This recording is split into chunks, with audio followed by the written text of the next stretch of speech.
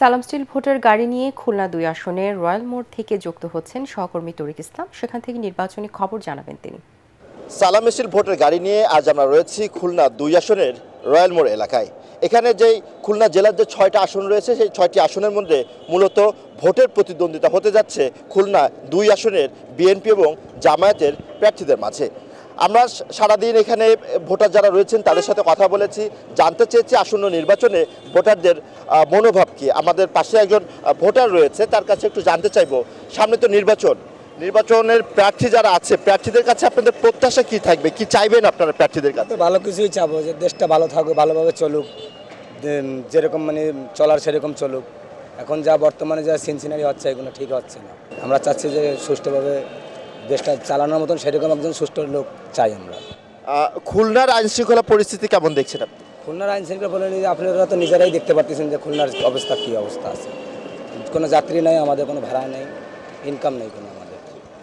শুনছিলেন এখানকার একজন ভোটার বলছিলেন যে শুধুমাত্র খুলনা না, সারা দেশব্যাপী যে আইন শৃঙ্খলা যে অবনতি হয়েছে সেটা যেন ফিরে আসে, মানুষ যেন সুখে শান্তিতে থাকতে পারে।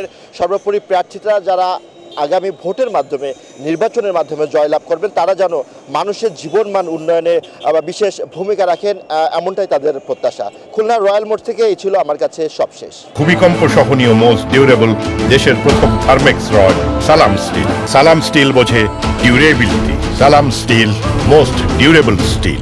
সালাম স্টিল ভোটের গাড়ির খবর। মানিকগঞ্জের হরিরামপুরে আছেন সহকর্মী মিজান শাহজাহান, তিনি জানাচ্ছেন সেখানকার ভোটের হালচাল। সালাম স্টিল ভোটের গাড়ি নিয়ে আমরা এখন আছি মানিকগঞ্জের হরিরামপুরে। সিংগাইর হরিরামপুর ও মানিকগঞ্জ সদরের একাংশ নিয়ে সংসদীয় আসন মানিকগঞ্জ ২ গঠিত। এই আসনে বিএনপির মনোনয়ন পেয়েছেন ইঞ্জিনিয়ার মইনুল ইসলাম খান। আর এখানে 10 দলীয় জোটের প্রার্থী হিসাবে রয়েছেন খেলাফত মজলিসের শেখ মোহাম্মদ সালাউদ্দিন। তাদের দুজনের মধ্যেই মূল লড়াই হলেও এখানে স্বতন্ত্র প্রার্থী হিসাবে আরও একাধিক প্রার্থী প্রতিদ্বন্দ্বিতা করছেন। আমরা এখানকার ভোটারদের সঙ্গে আজকে সারাদিন ঘুরে ঘুরে কথা বলেছি। তারা যেমনটি বলছেন যে তারা এখানে এমন একজন সংসদ সদস্য চান যার দ্বারা এই কৃষি নির্ভর মানিকগঞ্জের উন্নয়ন হবে, শিল্প এলাকা হিসাবে এটিকে গড়ে তোলা যাবে এবং একই সঙ্গে যারা কিশোর গ্যাং মাদকমুক্ত একটি সিংগাইর মানিকগঞ্জ গড়ে তুলতে পারবেন এরকম একজন মানুষকে তারা তাদের সংসদ সদস্য হিসাবে চান। আগামীতে যিনি সংসদ সদস্য নির্বাচিত হবেন তাকে এই পদ্মা নদীর ভাঙন থেকে সিংগাইর হরিরামপুরকে রক্ষার জন্য একটি স্থায়ী বাঁধ দিতে হবে এবং চরাঞ্চলের মানুষকে কিভাবে স্থায়ীভাবে পুনর্বাসন করা যায় সেই চ্যালেঞ্জ তাকে গ্রহণ করতে হবে। সালাম স্টিলে ভোটের গাড়ি নিয়ে এই মুহূর্তেই হচ্ছে আমার কাছে সবশেষ খবর। এবারে সালাম স্টিল ভোটের গাড়ি নিয়ে বাগেরহাট ৩ আসনের জেলা নির্বাচন কার্যালয়ের সামনে আছেন প্রতিনিধি আমিরুল হক বাবু, তিনি জানাচ্ছেন সেখানকার ভোটের খবর। সালাম স্টিল ভোটের গাড়ি নিয়ে বাগেরহাট ৩ আসনের খবর জানাতে আমি এখন আছি বাগেরহাটে।